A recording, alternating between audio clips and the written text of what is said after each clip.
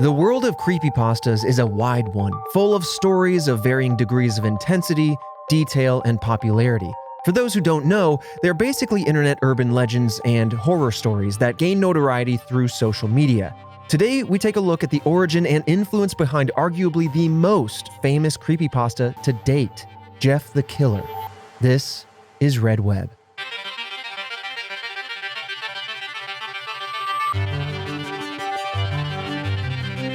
Welcome back to another Mystery Monday Task Force. It is Red Web, the show all about unsolved mysteries, true crime, cryptids, and everything in between. Today, another bread and butter piece, mystery from the internet, or creepypasta from the internet. I'm your resident mystery enthusiast, Trevor Collins, and with me, discovering these mysteries for the very first time, lots of questions involved, and his sippy cup of knowledge, Alfredo Diaz. And I just genuinely don't want anything to do with it. Why? I'll be honest. No? It's all terrifying. You don't like the name Jeffrey? Not if it's, just squeezed up next to the word killer. So just gently placed. Just like right up on there. Yeah. Why is it called a creepypasta? That's a very good question. So creepypasta is like layered internet lingo. So let me break it down. You know the copy paste function where you highlight? It might be you highlight some text, you copy it, you paste it, you basically duplicate it. Yep. And so that turned into copy pasta. So pasta is just paste. And then creepy is to delineate any spooky stories of that nature. So they tend to be stories that are shared a lot on social media, i.e. they are copy pasted quite a bit. And the creepy just delineates scary. Then the internet made it to pasta. Pasta, yeah. You gotta copy eat. pasta. And then, okay. That's what I thought. Yeah. I thought there'd be something else to it.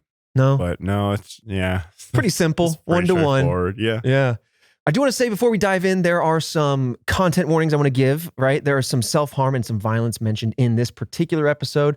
So do proceed accordingly. But this is all about Jeff the Killer, a very infamous creepypasta image. We're going to discuss the origin, the story around Jeff the Killer. And at the very end, with our theories, we're not going to try to answer if this is real or not, because it is typically urban legend territory. We're going to try to figure out the origin of this particular image. Have you ever seen this image or heard of this at all? No. So wait, this is made up and someone just copy pasted a picture to it? Basically, it's become so well known that this image just made the cycles repeatedly, right? It just hit every forum, every it was website. Either a photo taken from somewhere or someone created artwork for it. And okay. You want me to flash you that photo right now, or you want me to dive into the deets and then show you?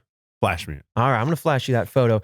And for the video listeners, the image will pop up here in just a few seconds, so I want you to be braced and ready for that. As always, boom. Jesus there Christ. The top.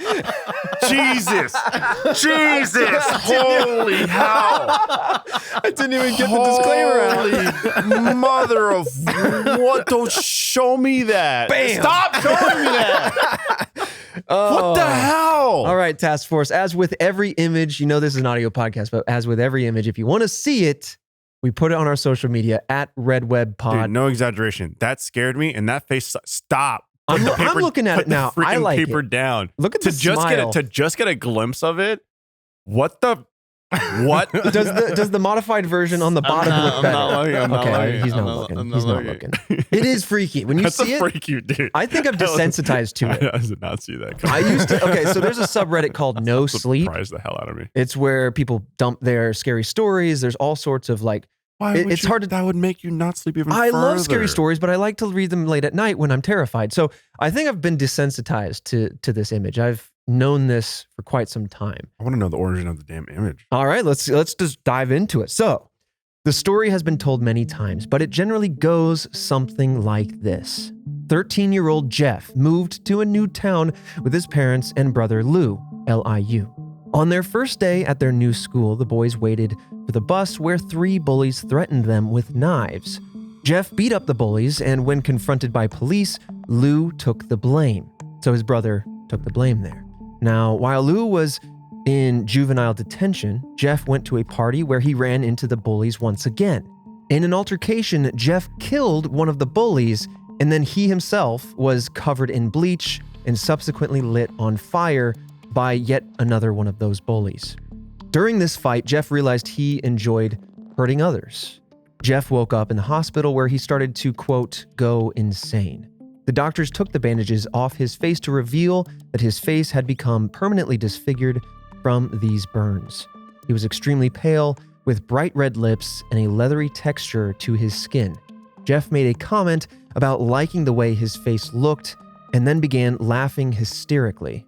A bit of a Joker. I was going to say Joker. Yeah, a bit of a Joker origin here in Not like a modern world. Bad of acid, but close enough. Yeah.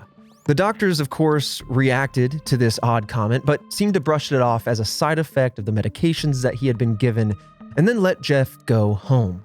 Once home, his mother caught him cutting a permanent smile into his face and burning off his eyelids. Remember, this is an urban legend. About the Joker? About Jeff, a 13-year-old who moved to a new town. Or, since a lot of like Joker's background is his background's a mystery. Oh. And, you know, in some novels or books or movies and stuff like that, maybe this person was inspired to write a backstory for him. Yeah, that would make sense. This could be another one of those backstories that, you know, you want to know how I got these scars. And it's just different every time. Bleach. Turns out. So yeah, he was cutting a permanent smile. So the mother then went to tell her husband that Jeff needed help. But Jeff then unfortunately stabbed them to death before they could do anything about it. So clearly this character is taking a horrible turn to the dark side here. But Lou, the brother who had been taken to juvie for taking the fall for the kind of violence there, had been recently released. They woke up to Jeff murdering their parents. Jeff then looked at Lou with a devilish smile, and that's the photo we see for this creepypasta. That's the moment that Lou woke up and saw Jeff, took that photo. Right, probably had this exact same reaction that I did. Mm-hmm. Terrifying. Oh, God, I can't even think about reacting to that photo just in the dead of the night. Yeah, dead of the night. I mean, I would think that it's... Oh, man, the next line. Some kind of, like, demon. Yeah. Coming out of sleep, I think it's a demon. Dude, man. Okay. This is this is deeply disturbing, but this is the last line to the story before we go into Jeff the spread. kills the bully's parents. His own parents. His own parents, but then the bully's parents?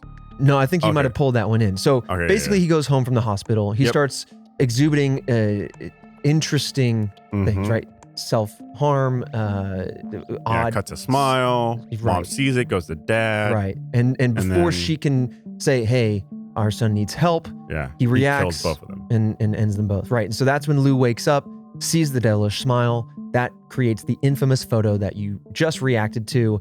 And in that moment, in the moment of this photo, he's telling his brother Lou to, quote, go to sleep, as he then proceeds to stab Lou to death. Jesus! Yeah. Very dark. So that is the story, the creepypasta that has made its way around the internet.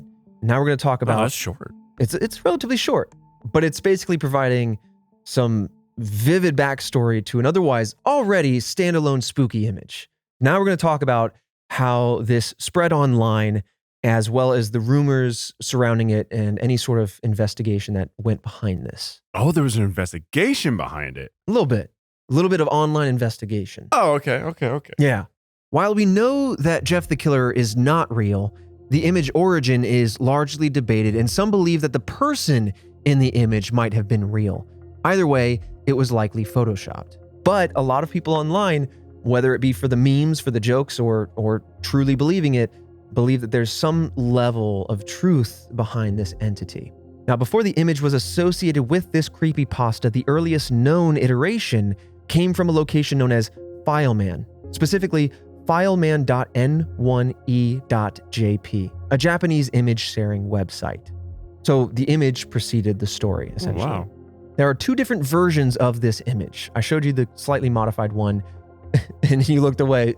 Fair enough.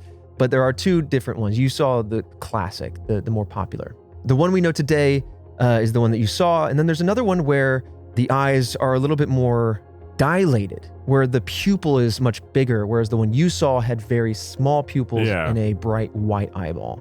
Very similar mouth, but less pulled back on the cheeks. Less smiley in that sense. Interesting. So not as exaggerated in the mouth, but more exaggerated in the eyes. What if I just showed you the mouths and then just showed you the eyes? Would that be less creepy? to not see the whole image? The eyes Fredo? are creepy, period. Okay, I'll cover the eyes so you can see the difference in the mouth. There, I'm showing you. The bottom one is the less common one. Top one is the more frequent one. The top one is more Joker Sinister-esque. Yeah. The bottom one is a little more, I would say, disturbing. More it's disturbing? kind of like the shape of it. Well, I think it also just looks more real, less altered or less photoshopped. And to that, it makes it feel more real. Yeah, I agree. Now, the eyes? Okay, here we go. Don't look just yet. I don't want to accidentally expose you to everything. All right, there's one eyes. There's another eyes. All right. Jesus Christ. The top eyes are just, dude, the top eyes are terrifying. They're beady little white eyes, tiny black pupils, and then surrounded by and they just look darkness. Like they're just like sunken in. Like there's, yeah, exactly. They look like they're sunken in.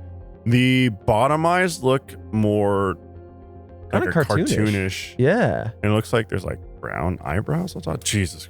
Sorry, I didn't mean to expose you to these images, man. These are creepy, gross, terrifying images. Yeah. Oh my goodness. Now, it's believed that the image with the smaller smile that we talked about came first, and then the perhaps more altered, more disturbing second image is the one that took the internet by storm. The first known appearance of the less edited image came from a post dated July 24th, 2005, with a title that is filled with kanji and hiragana, but to translate it into English, roughly it says, quote, "The fear of summer nights." The description also had kanji, but when translated said, quote, "A certain celebrity before plastic surgery." Now, commenters on this image mentioned seeing the image before, suggesting that it was not the first instance of the photo. It is likely shared around similar websites using jump scare imagery, etc. Basically, oh yeah, remember those like where you're like playing little games or just like take the dot in your mouse, like, and get it to from the entrance to the exit. Right, don't touch the walls. Yeah, and then it gets like the walls get tighter and tighter, so you're like really focusing in, and then it scares you. Oh yeah, and it's all the sound too. When you look at it, it's kind of like a haunted house sort of jump scare. Someone in a costume, but it's the sound that really jumps. Ooh.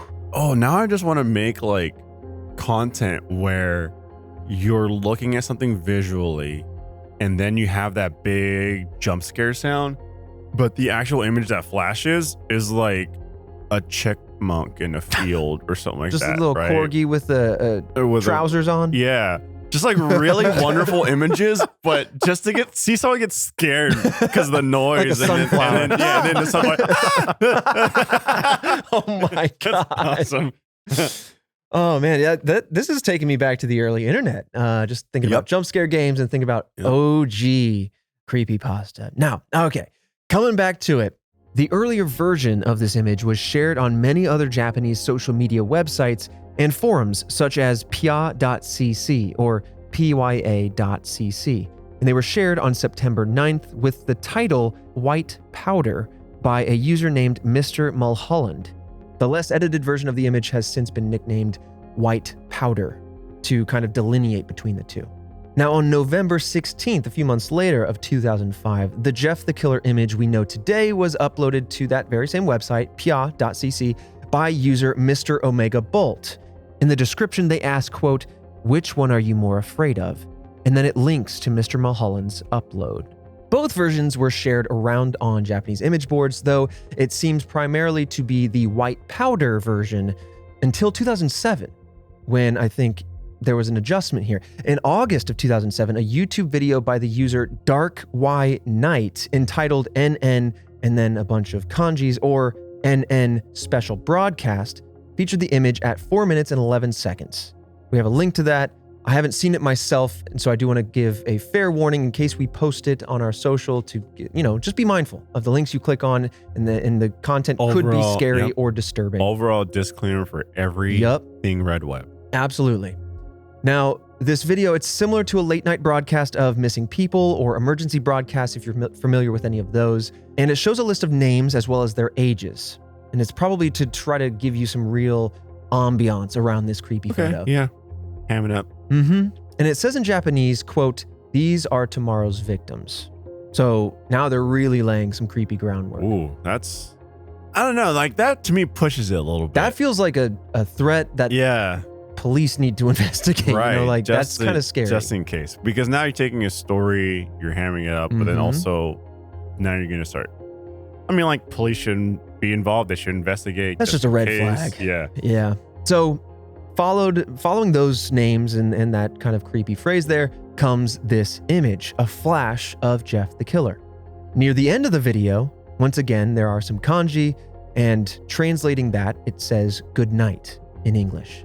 This video is based on a Japanese urban legend about a late night broadcast that shared the names of those who died the next day. So again, we're kind of hearing or finding threads, plucking some of those threads of Japanese urban legends and bringing them over to the Western world here in America, for example, and spreading it online. And so to an American culture, it might feel very brand new and very fresh, and could be why it sparked so much sudden intrigue across the internet and spread so fast. I was about to say, like, if it was something that was like a popular kind of spooky trend Mm-hmm.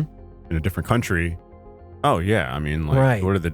I mean, nowadays, you know, a lot of things we consume through the internet, and just overall allows us to reach into the world as a whole. Mm-hmm. There's so much information. Oh yeah. So I think, like, what was that back in 2005. 2005? So, yeah, yeah. This is when digital borders are first coming down, or cultural borders are first melding away, yeah, right? For sure. So, like, you take something like that from a different Mhm. country, like, you're gonna spark some I mean, interest. 100%. And we are the movie podcast about mysteries. Mhm. And I think, you know, I'd be remiss if I didn't mention The Grudge, right? Yeah. A traditional Japanese horror story told through film and then brought to the Americas, where it went gangbusters. I mean, I don't know how many of those that there ended up being. I think 3 or 4. Yeah, it's huge. But that's another example of stories that just stuck with one culture translating over and working quite well with a different populace. yeah, it's a huge horror movie. It was Ju-on, right? That's the original, Ju-on. Because I saw that one a long time ago. So. Yes. Yeah. Ju-on. Great film. If you love The Grudge, you should absolutely go see the original one. But moving on now, jumping a few years in fact, August 10th of 2008, there's a user by the name of Killer Jeff who uploaded the image to Newgrounds accompanied by text reading the following. Quote, "The story of old Jeffy, ... Have you met him before? He's like a Bloody Mary game, except you must perform it in a closet. Turn off the lights and sit down cross-legged. Repeat this saying 3 times while turning your head back and forth. He's in here with me. After the saying, close your eyes and call out the name Jeff. He'll appear by putting his face right up to you and proceed to yell and try to chant harm at you. To make him stop is to stand there and compliment. Not doing so will result in a nightmarish trip. You do the rest from there, worms." Dang, now they're insulting us? They end it with a nice little insult of worms. I do enjoy how it's kind of like, I mean, the thing is, if he just pops up like right in front of your face and so it's terrifying. Yeah. But like, I don't know, I had a dumb visual in my head of just like Channy's name in the dark room, face pops up, Mm-hmm. and just pull the gat out. You're just already ready. You got your little Nerf gun ready. It's like, surprise. I was Gotcha. expecting you. So I was just that's how my mind works. Ended that creepypasta right then and there. Boom. We got to get you in the Gotcha. Grudge movie, because you would have been like, all right, I'm going to go to that house. I'm going to pull out the gas. I'm going to gas. be ready for that backwards crawling down the stairs. Boom. And Hey, every bullet would have went through. this house is clear. Yeah. I'm cleansing. What are you doing? I'm cleansing. These are holy bullets. I doused them in holy water. Oh, man. All right. The same year, in October, Killer Jeff, under the username Cessure on YouTube, uploaded a video slideshow with lore on Jeff.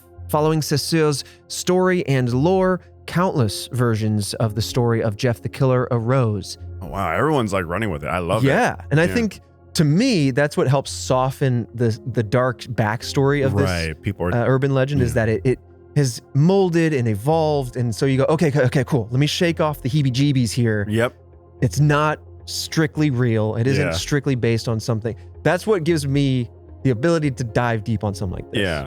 I just, but you know, like as like these are the cream of the crop, right? Like the top picked add-ons to this creepypasta. Yeah. You gotta know there's like hundreds of like, and then he grew wings and took flight. And everyone's like, no, scratch that. We're not adding that. We're not adding. Steve, get out of here. Get out of the writer's room. Every idea you have is trash. Get out of here.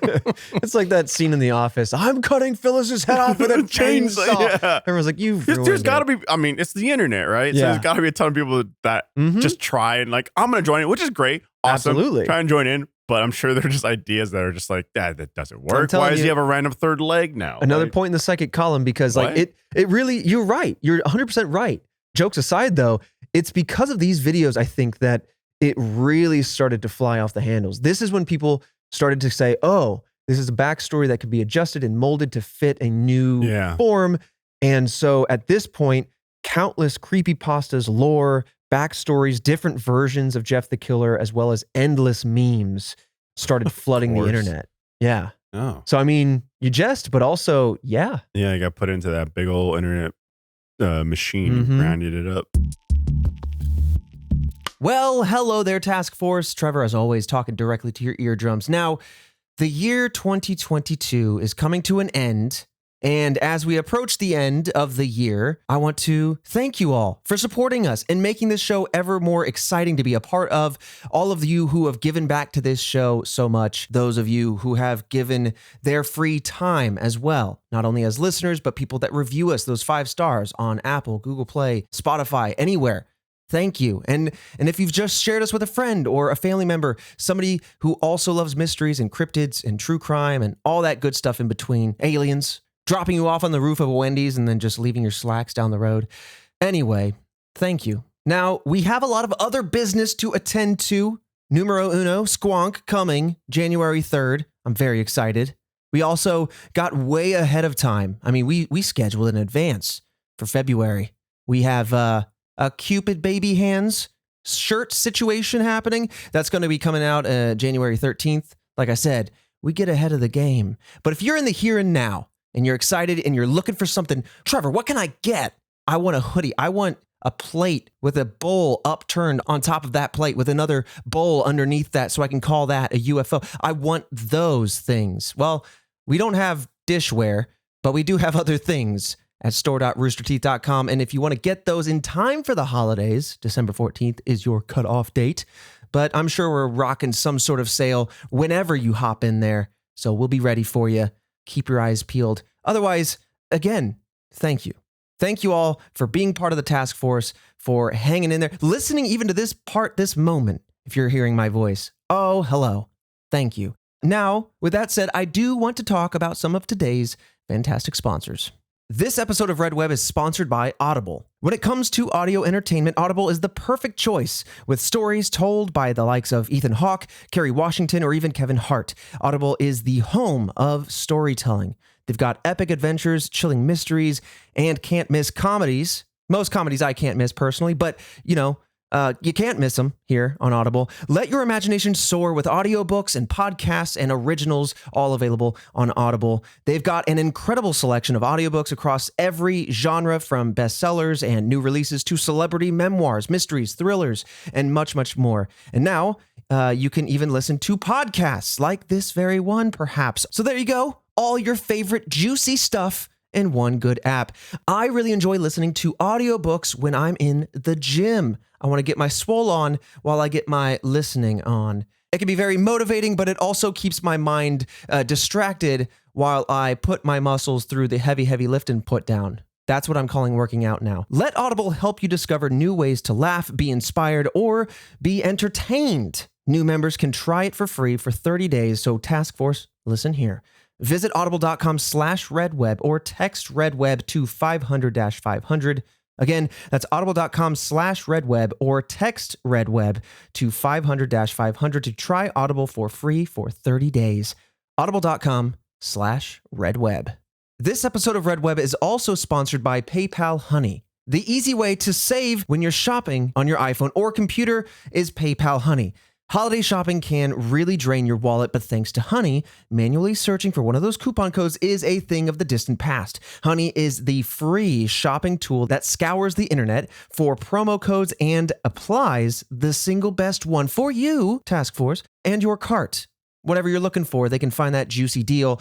I really do enjoy using Honey because if I'm shopping online for my shoes, or even it's usually what I'm doing is refreshing my closet, I can check out with Honey and I know that they will scour and do all that boring stuff. So you don't have to worry about clicking on ads or spamware. You just click on the app, you click on run, and it tests a couple of codes, finds the best one for you. So you save the most. It's super easy. You can save even more when you ask Honey to keep track of price drops on your holiday shopping list. And if the price drops on anything that is on your list, you'll instantly get an alert to let you know. And if you don't already have Honey, you could be straight up missing out. Get PayPal Honey for free at joinhoney.com/redweb. Again, that's joinhoney.com/redweb. This episode of Red Web is also sponsored by Aura Frames. The holidays are a great time for spreading joy, and photos are a great way to share memories with the people we love.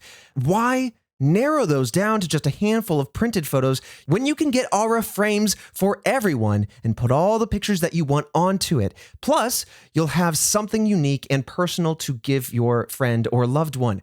Aura Frames are fantastic digital frames, and they were even named the #1 best digital picture frame by Wirecutter and The Strategist. Aura Frames let you keep all of your favorite faces in one beautiful place. You can just connect to your Wi-Fi, use the free Aura app, add unlimited pictures and videos, and you're ready to go. I have one of these in my kitchen where I put a bunch of my favorite photos of me and my significant other, but also we sneak in a bunch of our friend photos and family photos. So every time we look at it, it is another different memory. One of our favorites because we get to pick whatever goes on it, and it can get from your camera to your phone to your frame in like 2 seconds. And I love that. It's so cool. Listeners can save on the perfect gift this holiday season and get up to $30 off Aura's best-selling frames. Just go to auraframes.com/redweb. That's AURA frames.com/redweb. These frames have been selling out every December, so get yours now before they're all gone. Terms and conditions apply. And with that said, let's dive right back into the mystery. So let's move on now to rumors and investigation, because in the last few years, interest in the origin of Jeff the Killer's image has actually grown, despite it being over a decade later now since the origin. So almost 2 decades. I'll stop you again. Yeah. Because what's so great about this is that this is obviously urban legend, made up, etc. Regardless if you're on the fence of like, oh, maybe it originated someone's experiences or whatever. But it's so made up, but so interesting that I want to know the origin of all of it. Yeah. All of it. The picture, the story. I want to know. Yeah. Like, I want to know the origin of who made up this fake, like, entity. Right. And maybe why, or what created the spark that, like, I think Such that's a great balance. Yeah. That's what interests me in history so much. And this is a weird version of history, but it still is history. I love sociology. I love the study of people. I love the study of groups of people, how things impact what is called the zeitgeist, like what is in the air of any given moment of culture. Yeah, there's just something deeply fascinating about figuring that out. And I think that's what has really stoked the flames of this particular creepypasta. I can see it. So it's unknown, of course, where the image first was posted. When you go back to the original version of the internet, talk about AOL dial-up, talk about early 2000s, things start to get lost very easily. We have the old internet archive, I think it's like archive.org or whatever, where you can take snapshots of all sorts of websites for the future. But if it didn't get snapshotted before it disappeared, it's gone. Yeah. So that's what makes this really sticky. Like, how do you find it? In addition to that, too, the original image is up for debate. The one that we think is the original might also not be the original. We've seen the one with the less smile and the bigger eyes, and then we've seen the one with the big smile and the beady eyes. Like, was there a version before this that felt maybe more human? Right. Where did this evolution actually start? Yeah. Does the quote unquote original one, is that based off of something? Right. That is right. Or was it lost to time? Or did it not exist for half? Is the original not the original? It's an exaggeration of the original. And then we have the original, 2 exaggerations. And that are the ones that are seen today. So 4chan is a website we've talked about many times, especially when we talk about internet mysteries. They're essentially akin to, I don't want to say it's the same thing as, but it's another internet forum, an image board where people can discuss things. It has a short-term memory because things roll off very quickly. It's kind of like Reddit to help convey it in layman's terms, but I will also urge extraordinary caution if you're going to try to explore that website. There are a lot of problematic things on there, and I'll leave it at that. So 4chan itself and the people on there have been searching for the origin of this creepypasta, this image, since at least 2016. I'm sure prior to that as well, but really picked up the steam there in 2016. There's also a subreddit called Original JTK Image, as well as a Discord server, now all trying to assist in figuring this out, doing a bulk of the research for figuring this out. That's interesting that this came out probably early internet days, and then from there, as we have more different social tools, it's just like stoking the flames. Yeah. Discord's what? I don't know, within 5 years? Not like a super original idea, but it's such a strong platform to communicate and message and foster community. Are you talking about when Discord started? Yeah. I don't know when Discord was founded, but to your point, I mean, it hasn't blown up really. This came out on the internet when MySpace was a thing. When Friendster might have been a thing. I don't know. I'm guessing now, but I mean, things like Discord are such a great place to foster community. Absolutely. Easy, to use. And so, it's okay, let's get together and use this platform now to further the investigation. 100%. Now, for years before this research began, it was rumored that the original image was from a girl who was bullied off of the platform 4chan. Many users edited the photo, but did the exact opposite of making her look prettier, resulting in the Jeff the Killer photo. Essentially, some online bullying was going down, is what some people theorize might have been the origin of the image that we know. Oh, interesting. Yeah. Discord 2015. So. Or 4chan 2005. Woo! Yeah. These Photoshop battles were pretty common in the era as a form of trolling, and if that gives you, like I said, any sort of taste for what that website can be like, that's just literally some of the lighter stuff. There you go. The girl who posted the photo left the board after seeing these tampered images, and this, again, was believed to be the origin of the image for many, many years until the woman in the photo was found years later on MySpace by the name of Katie Robinson. The image can be traced back to early 2005, where it was posted on a Christian parody site, truechristian.com, and before that, the real person's MySpace page. The woman's actual name is Heather, and she is still alive, and she claims that she has no involvement with the Jeff the Killer lore or the bullying story therein.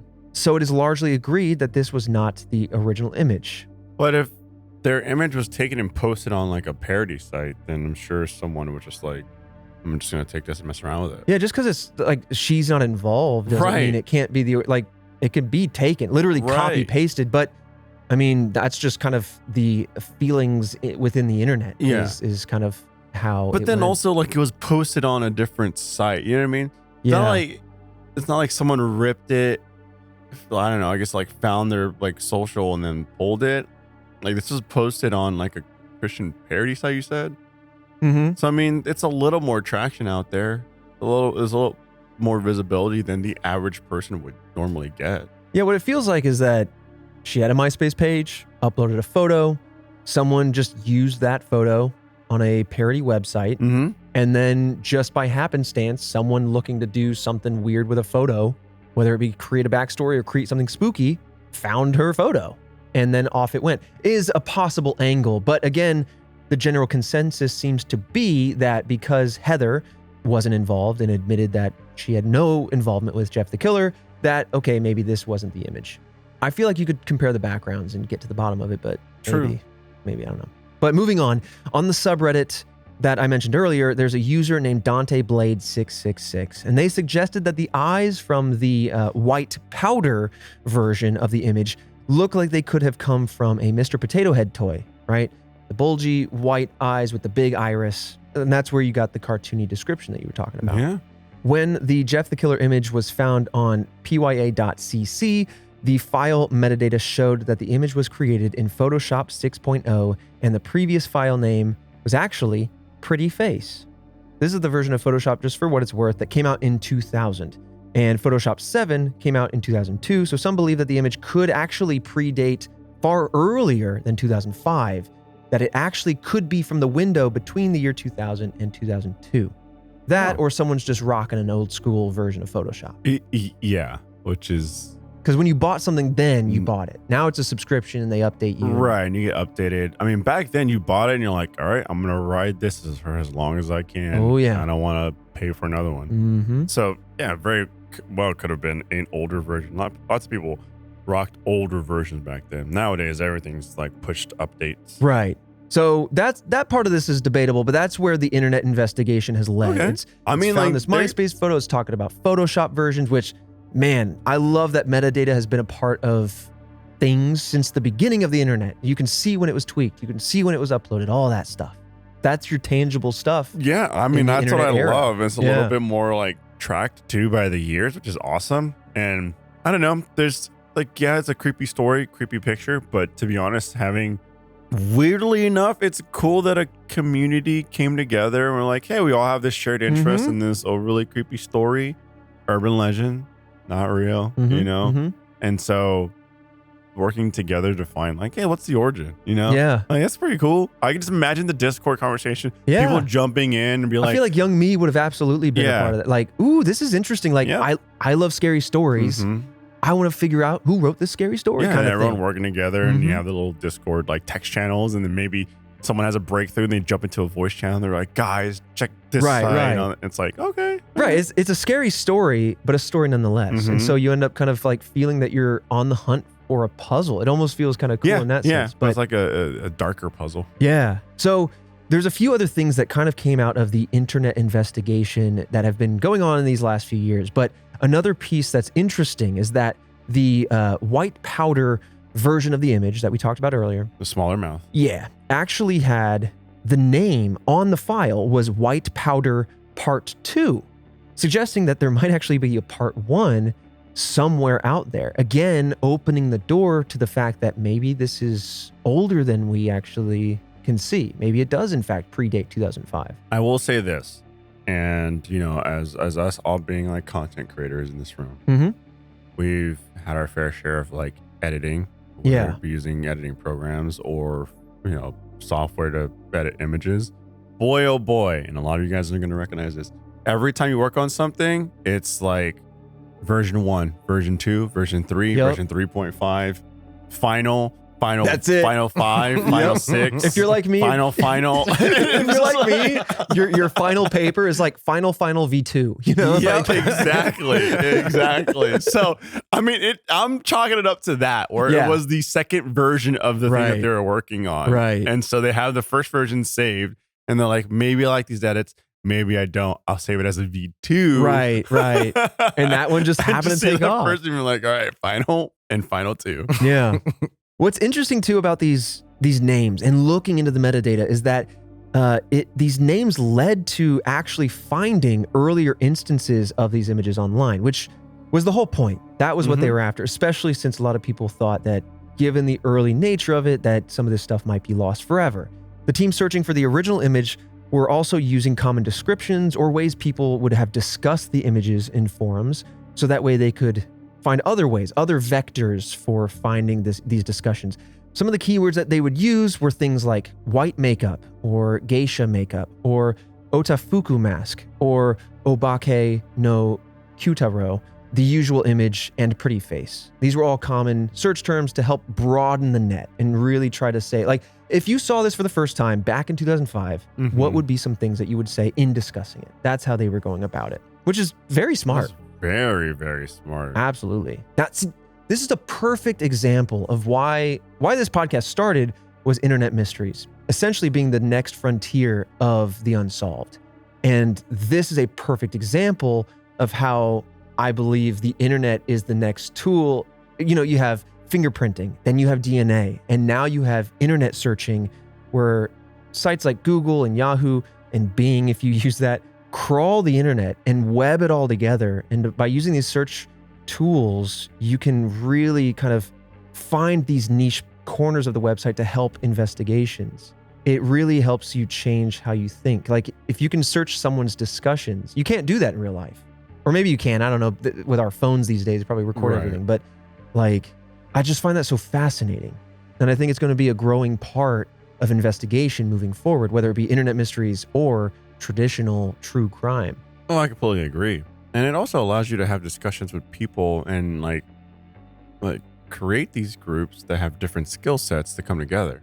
100%. And just a chamber of enthusiasm. Yeah. So that's pretty awesome. Well, like going back to like all these advancements, like security cameras are getting pretty good. I wonder like at what point like 4K or even like 8K becomes standard. Mm-hmm. And so like, okay, what I'm getting at is I don't want it to be 20 whatever, right? Like 33 now. Oh my goodness. Are you, is that your age? I don't want to be on my deathbed. All right, 50 years from now, and seeing 60. something. Give it 60. Be kind to yourself. And see on the news that there's camera footage of someone stealing something. I'm feeling it, and it's blurry as hell. We can't identify the color of the hat, or anything. Just stop it. We're talking to you, dash cam market. Yeah. Okay, specifically. Like, damn it. Put 4K, make it standard, 8K, whatever the hell you want it to be. Like, I don't want it to be like in footage that we cannot identify. No. I want to see into that person's soul. You know what I mean? It's real Big Brother stuff. Yeah, like, I want to see through them. Yeah, I want to see exactly. What do you mean that camera didn't have X-rays on it? That's what I'm talking about. You got thermal vision, X-ray vision. Oh yeah. If I don't have definitive proof of unidentified flying objects or UAPs or what have you, I mean I need that. Take that and apply it to everything else. I don't want to be on my deathbed with a blurry UFO photo. Don't do it. I don't know why it's got to be on your deathbed. Just anytime in the far future. Don't, because it's as far as I can get in my future. Okay, got it. That's why. I'll resuscitate. I'll bring it back. No, I feel that. I mean, like it's amazing that when you look back on like our childhood being in the 90s, that's when digital is really starting to take over, is that 80s, 90s cusp. Yeah. And God, is it grainy, but digital's so strong now. Just whip out your phone and start filming something and it looks gorgeous. Yep. I feel you. If we're somewhere in our seniority, hobbling around on canes and deathbeds and we're going and we don't have like clear photos, I'm going to flip. That's what I'm saying. I'm going to flip. Oh my goodness. New popular cryptid photo hitting the web. Yeah. Bigfoot finally found, maybe, ? And then it's blurry again. Right. I'm like, come on, bro. I will roll over in your deathbed. You know what I mean? Like, miracle today as old man Fredo whips out of bed, but out of anger. You'd be like that. You'd be like the grandpa in Charlie and the Chocolate Factory, but because the golden ticket is a blurry Bigfoot photo. You're like, come on! You're like, I'm getting back out there. I'm getting back in the field. Right. I'm going to start tweaking these cameras and building lenses. I do everything myself. I'll just do it myself. All right. So before we move into the theories, the last thing I want to say is that there have been many, many images over time in this research that have been presented as possibilities as the original image for this. One such famous photo would actually be the meme overly attached girlfriend, if you are familiar with that one. Wait, yes. Where she's kind of leaning into the camera. She's doing a face where she's got her eyes really wide. She's making a big smile. And it harkens back to this Jeff the Killer image, certainly, but I don't think it's the origin giving the timeline, but that's one that's been proposed. And there have been countless grainy webcam videos over the years that people have also pointed to as the origin. So there's that. All right, let's dive into the theories that attempt to propose the origin of the Jeff the Killer images, starting on YouTube with a YouTuber named Cesseur. On October 3rd, 2008, this YouTuber uploaded a video called, quote, Jeff the Killer Original Story. This was long before the creepypasta originated, for what it's worth, though I know we discussed the image being back in 2005. So Cicero created Jeff the Killer under the username Killer Jeff before the creepypasta began spreading across the internet. Basically, this is to say that the image that was uploaded to Newgrounds in August of 2008, as well as this October 2008 YouTube video, were both this YouTuber, Cicero, and that this is what sparked the future creepypasta that kind of went wild in 2010, 2011, and beyond. So that is what people are saying. Like, this YouTuber is the one original inspiration. that created the story behind the image Oh. and kind of elevated that image. Now, in Cesar's version of the story, Jeff was never confronted by the bullies with bleach, and in a separate lore video, Jeff carried acid into the bathroom to clean out his bathtub and slipped on a bar of soap, spilled the acid on his face, and that is how the whiteness, the bleachification of his face happened. Then he was taken to the hospital when the neighbors heard the cries for help. This also just raises in my mind, there are a few iterations of this story that I've heard on the internet. And so if you're familiar with this story and along the way you've heard of different discrepancies in the origin or the story or the lore, just know that that's probably what's going on there. But coming back to Cesar here, they claim that Jeff never murdered Lou or his parents, and his full name was actually Jeffrey C. Hodek. So that there's actually perhaps a lesson. The bullies aren't in play. It was an accident that scarred them. They weren't attacking their own family, etc. And that seems like it's just it. That's the story. Mm-hmm. And someone took it and made it more sinister. Right. Now, when someone commented on the lore video asking where the image came from, Cesar responded saying this, quote, "Did you rent that movie yet? That might give you some clues." They were actually referring to the movie Saw 5. This led some to believe that perhaps it was an edited photo of the character Jigsaw, the little guy on the tricycle. Yeah. I want to play a game. Yep. Perhaps in some kind of marketing campaign or some other origin, but that's what some people are believing. Cesar claimed the image is actually himself wearing a white latex mask. This is incredibly unlikely since the image has been posted on the internet years prior to this, but the story is Cesar's. Cesar himself is claiming that the image is also theirs, but the timing doesn't really line up. So, I mean, at a quick glance, it just kind of seems like he wants to take more credit than what is actually his, right? And at that point, that makes you start to question, okay, how much of this are you exaggerating, changing, making out just because you want to have like your Right. version be the right, like the true version because people are giving you credit for it? I just wish it didn't. Yeah, the timeline doesn't add up for the image. yeah. And it also gets really hairy to even figure out because, like, when you search this guy's username as well as the image, you find a lot of people quoting Cesar and giving them credit for their videos. Yeah. You also find a plethora of re-uploads of the original.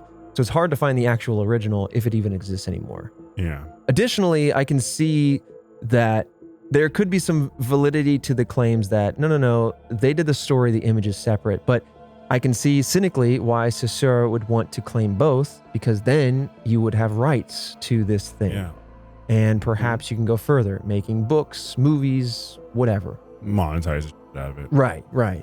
So to boil this one down before we move on to the next one, it's basically this. An image hit the internet. We don't know the origin of that one per this theory, but we do know that Cesar and Killer Jeff on Newgrounds were the same entity, i.e. they took that image, put a story on it, put it on Newgrounds. A few months later, they made a YouTube video version of that.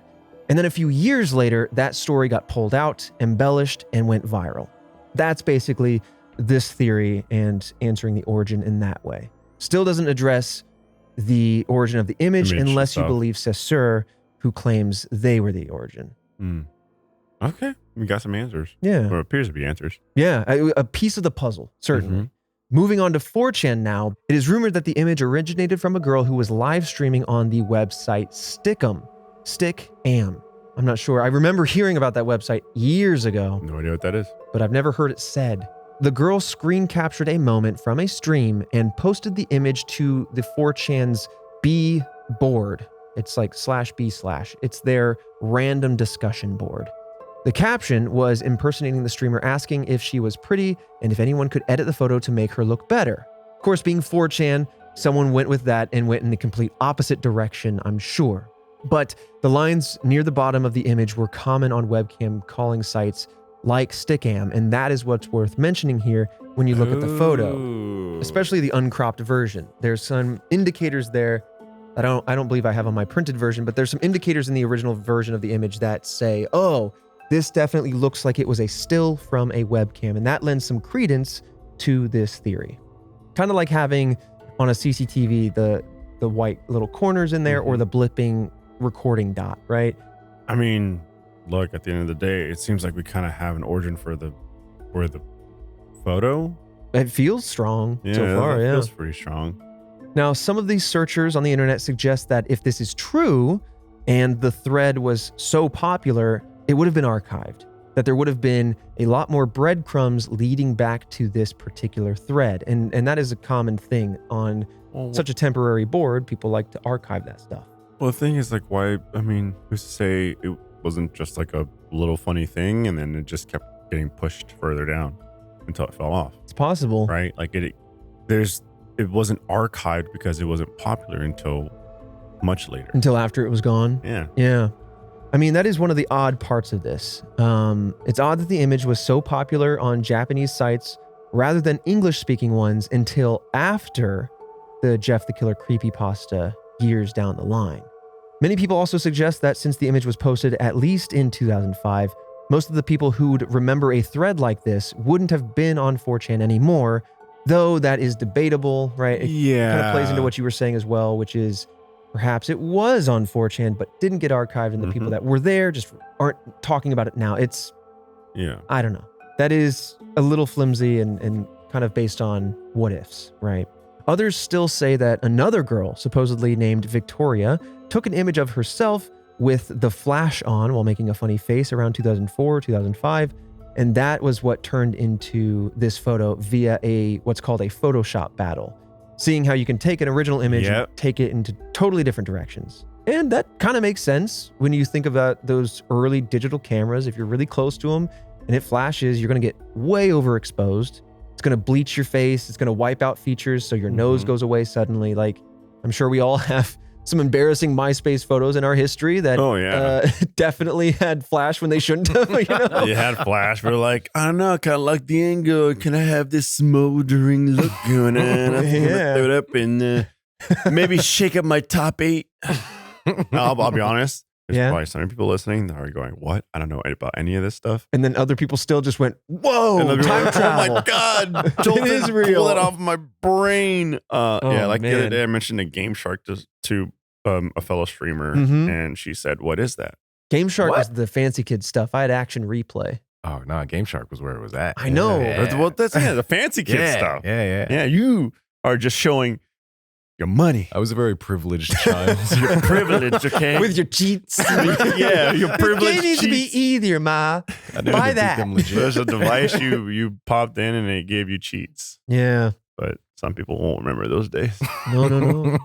Back when you could Google cheat codes on the websites and find those out. You write them down on a notebook so you can have them by your side. Yep. Because you got to trigger them. Yeah. My parents were like, wow, this video game stuff is turning out pretty swell. He's got notebooks down there. He's writing and stuff. That's great. It's like cheat code for free ammo and how to fly a tank through GTA. All right, let's move on to the next theory. And I think this one kind of has the most weight to it, perhaps. Of course, we know for a fact a lot about this. Creepypasta originated on Japanese forums and Japanese websites. So let's talk about the origin being in Japan, because many people believe that it is more likely, among the other theories, that the original image came from a Japanese image board such as 2chan. I guess there are many different Chan websites out there. I did not know that. Neither did I, if I'm totally honest with you. So some believe that the first person to post Jeff the Killer on Pia, named Omega Bolt, created the Jeff the Killer version, though no one has been able to contact this person or even perhaps figure out who that entity is. It may have come about from a Photoshop battle, similar to what we discussed there in the 4chan anonymous theory there, but on 2chan and via another forum website instead. So basically a similar line of thought, but via a different website. Yeah. So in August of 2021, so quite recently actually, Mr. Malholland, who we talked about earlier, they uploaded the White Powder Part 2 image for the first time on Pia. They actually posted on Twitter under the username @Miyama, claiming that the photo originated from a video of a middle-aged woman coming up to the camera. Quote, to put it simply, in mid-2005, a cropped image of a video of a middle-aged Asian woman appeared in Japan. At that point, this face was white. I edited a little in Photoshop to post to http://pia.cc. Basically, it's as some of the theorized claims were, that it's a still from a video with Photoshop. And that's what this user, Mr. Mulholland, is claiming they did way back in the day there. Could be another person claiming. Yeah, that's the thing. I'm involved, so I'll claim. Yeah.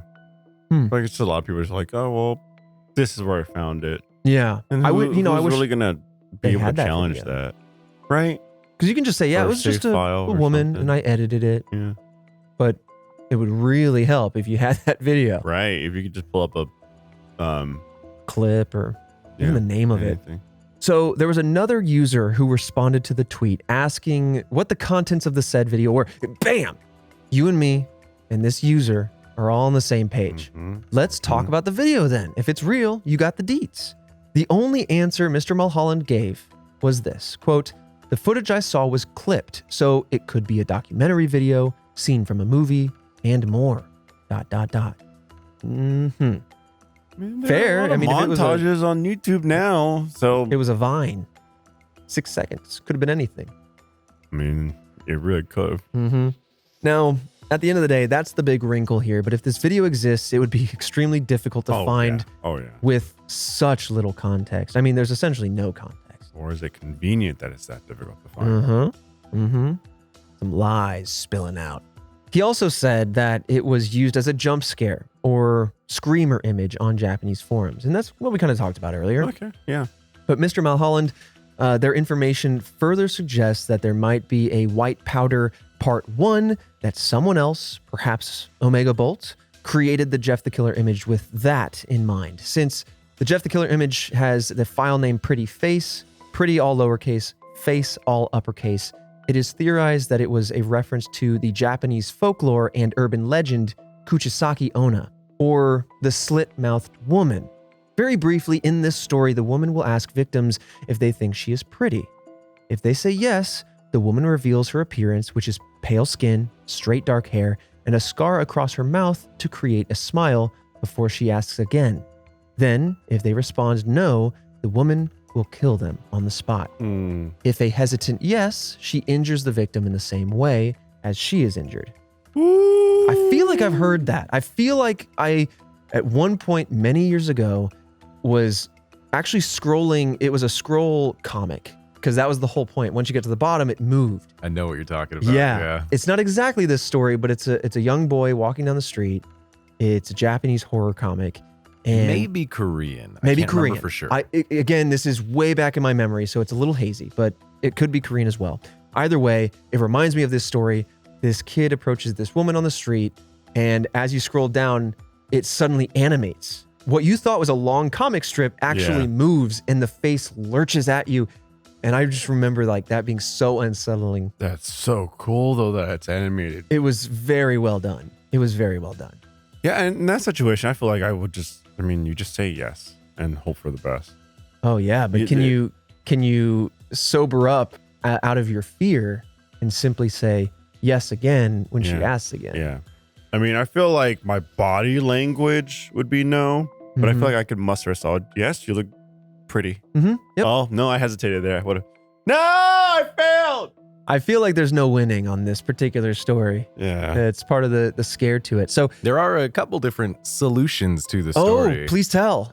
One is to answer with a hard and firm yes. Yeah. And it's said, in some variations, she'll reward you with like a gem as a result. Another one is to say her appearance is average. And then another one is to distract her with money or candy. And then I've also heard that if you don't answer and just say, oh, I'm sorry, I've got to go, that can also work. There are a bunch of different like variations depending on like the exact story, but it's super interesting. I'm such a rule stickler, not stickler. I'm such a rule follower. I feel like it's a yes or no just based on the question. I'm not looking for any ways to MacGyver my way out. I'm just like, I'm in this moment. I got a yes or no question.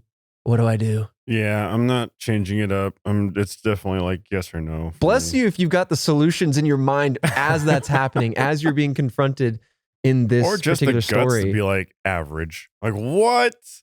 I feel like I dedicate either an answer one way or another, not just straight down the middle. Whew. Yes, but not for me. Interesting. Well, commenters on Japanese forums have called the image that we're talking about, Jeff the Killer, a live-action Obake no Kyutaro. This is a manga series with a ghost-like character whose mouth and eyes strongly resemble the image. If you look for it, you can see what I'm talking about. Here's the cutesy little ghost. Not as cute as Baby Hands, who will be restocked at store.roosterteeth.com in the months to come. We'll let you know.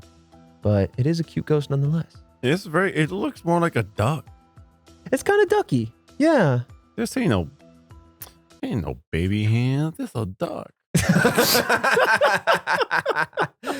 A duck with a lunch pail. It is a ghost with a lunch pail.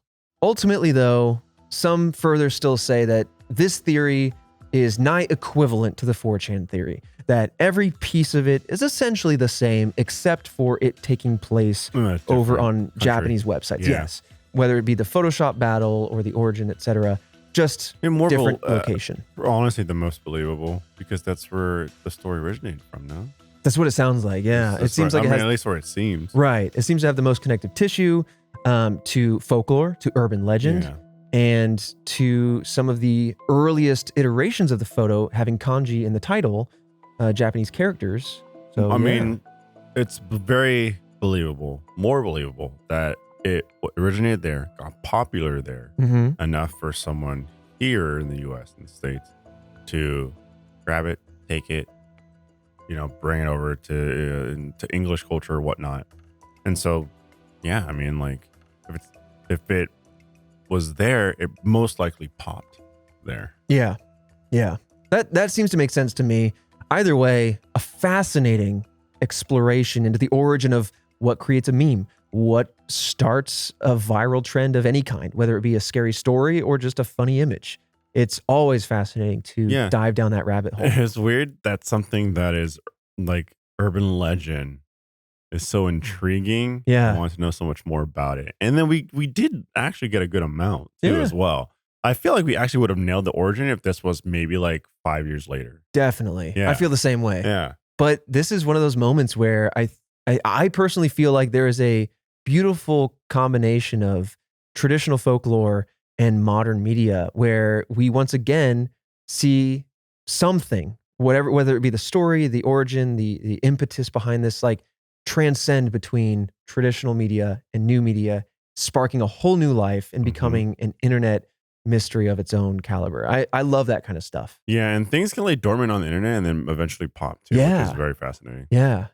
But that has been the story and the theoretical origins of the quintessential creepypasta that is Jeff the Killer. Task Force, if you want us to cover any other popular creepypasta out there, never hesitate to let us know what we should look into at RedWebPod on social or hit us up. We got the emails, redweb@roosterteeth.com. We'd love to check them out. Even if they're small, even if they're shorter, we do have TikTok and we have YouTube shorts, or excuse me, YouTube stories, I guess. Yeah. Where we can we'll find a way to plug it in. Yeah. There could even be an episode that has a bunch of small ones, yes. Oh yeah, absolutely. We'll make it work. I mean, look, I'm sure I've heard creepypastas and I'm sure I've watched like Slenderman is a creepypasta. Oh, okay. Yeah. Okay. Then there you go. Probably but the goat, cool to right? actually, The original, if you will. But yeah, the games of it and everything, very, very popular. Well, maybe not original, but big. Sorry. Anyway. But I mean, like, anyway, like, interesting to see if anyone claims that IP because, like, there's games and movies and stuff of it. Yeah, there are. That's interesting. I think that one does have an owner. Yeah, and then like where the rights go to and everything. Like, oof, you can't. Hey, be careful when you're putting out free content out there. Absolutely. Absolutely. For sure. All right. Well, with that said, Fredo, I'll see you right back here next Monday for another mystery, but this time it's a holiday theme. We got Krampus coming. Yeah, Krampus. Krampus time is coming. Krampus. To everyone. He's going to eat my cookies and gut me like a fish. That'd be great. Anyways, baby hands back in stock soon. Hey, grab a baby ghost with baby hands. Not a ghost duck. Come on. Come on, man. That's a duck. It's a knockoff that predates us. Duck.